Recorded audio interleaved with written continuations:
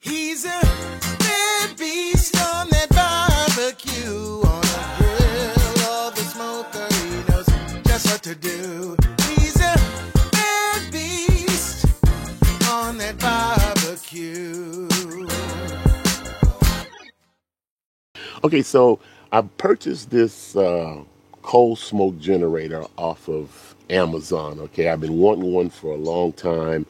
I have struggles keeping a pellet tube lit for some reason. I don't know if I'm not heating it long enough or what have you. So I figured that this would probably resolve my problems.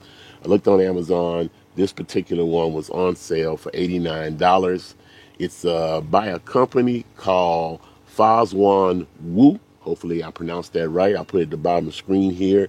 It's a company in China, okay? The coal smoke generator is made out of stainless steel. It weighs 6 pounds when fully assembled. It can burn wood chips and pellets, all right? And it says that depending on your airflow from the generator here, it can produce smoke from 5 to 12 hours. So I'm looking to use it today on a pork butt. So I'm going to, of course, smoke it up until the time for it to wrap. So we'll see how that works out, okay? Some more notes here. Of course, it has an adjustable output on the air pump. It runs off of a C-type power supplies. So you can use one of those portable power supplies to power this. Myself, I'm using my Jackery portable power supply. The only thing you have to make sure of is that you're not going. It is between 5 and 7 volts, and you don't go above. I believe it is seven amps or something like that. But I'll put that on the screen as well. Okay. It's good for, like, say, cold smoking and hot smoking, and you can use it in a variety of grills. Supposedly, everything from charcoal to pellets to Kamado Joes to vertical smokers, and then you can just cold smoke with it. Okay, so we're gonna go ahead. Right now, we got some pellets in it right now, and it's I'm testing it out. It's I got it inside of the hole on the side of the Rectech where you would normally run your temperature probe cable. Okay, so I'll go ahead and show you that setup, show you how much smoke is being produced. Now I have the air pump on the minimal setting to push as little smoke out as possible, because I don't want to put too much smoke in here and make the food bitter when I do start cooking today. Okay, so let me go ahead and show you that setup, and then we'll go ahead and get the food prepped and we'll get it started. All right, guys, so as you can see, I have the tube running from the cold smoke generator through this extra long tube in which they provided, going into the probe hole provided on the Rectech pellet smoker. And then we'll open this up. Now, it might be, to me, that might be a little bit too heavy of a smoke, but we'll see how that pans out. You can see the tube comes out here, and I don't have it touching any grates or anything. Now, this is not hot. I haven't started cooking on it yet, but if it stays like this, then it'll push the smoke up into the chamber and then around the meat. Okay, so we'll see how all this works out. All right. All right, I'm going to give you a close-up look at the device. So this is the air pump here, and it has the adjustable knob here where you can adjust the power of the airflow and how much smoke comes out. This is an ash catcher, so they came with 2 of those. And like I said, the internal device is stainless steel. It's got a lid with a plunger on it to make sure it keeps the wood chips or the pellets down in the bottom. Comes with a handle. And I am running it, like I said, off of my Jackery. So this is the Explorer 300. We purchased this several years ago to power our phones and charge and run little devices like this. So, all right, guys, we went ahead and prepped our pork picnic. I know I said pork butt earlier, but this is a pork picnic. Okay, it's about 8 pounds. when we're using Chupacabra's Rib Noxious rub on it, okay? Pork is pork, so, you know, it tastes good on ribs. It should taste good on this pork picnic, okay? So let's get it in the smoke. I'm cooking at 250 degrees until it reaches an internal temperature of 160 degrees. And then we're going to go ahead and wrap. And at that point, we'll take our cold smoke generator out of the Rectech, okay? But until then, let's lay on some smoke.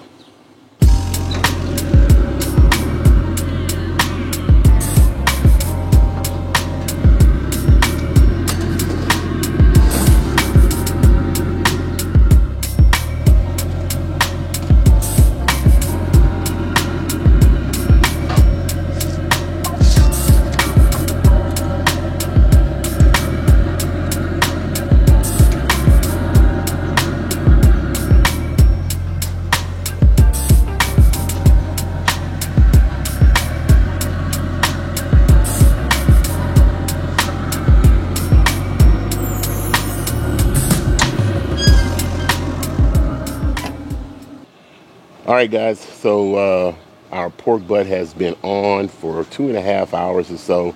I'm going to go ahead and show you what it looks like and show you that we're still putting out smoke from the cold smoke generator, okay?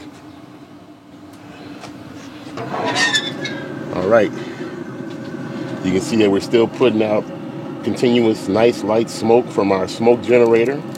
And here's our pork picnic. I keep saying pork butt, but it's a pork picnic.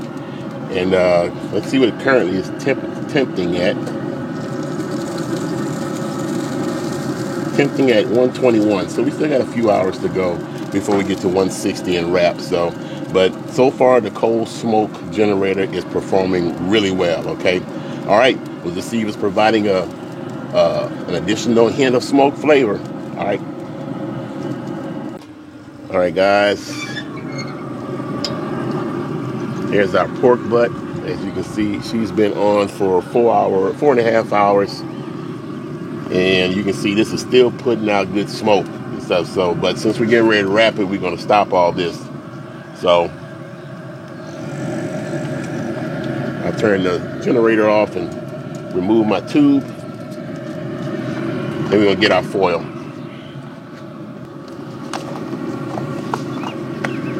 All right, so we've already tempted the pork picnic, and it is at 160 degrees internal.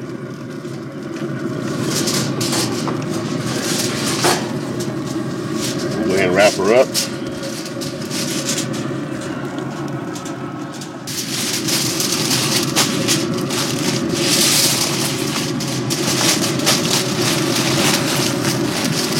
Wrap it up nice and tight.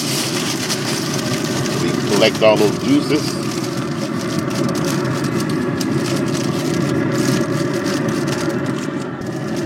And we put this back in the smoker. She's at 275, and we're waiting until she gets to internal temperature of 203. All right, here's our pork picnic after it reached the internal temperature of 203 degrees, and it's been sitting in this cooler wrapped in the foil for an hour. So we'll see how easy this is to pull. Let's see how easy the bone comes out. Oh, that's nice. That's nice. Hot as hell. Whew, but it's nice. So it really smells smoky. But the biggest thing is, does it taste smoky? Okay. So it falls apart. So really good cook. But it's still kind of hot. So I'm going to get a piece of this. We'll have a taste test, and then we'll call it a night. All right, guys.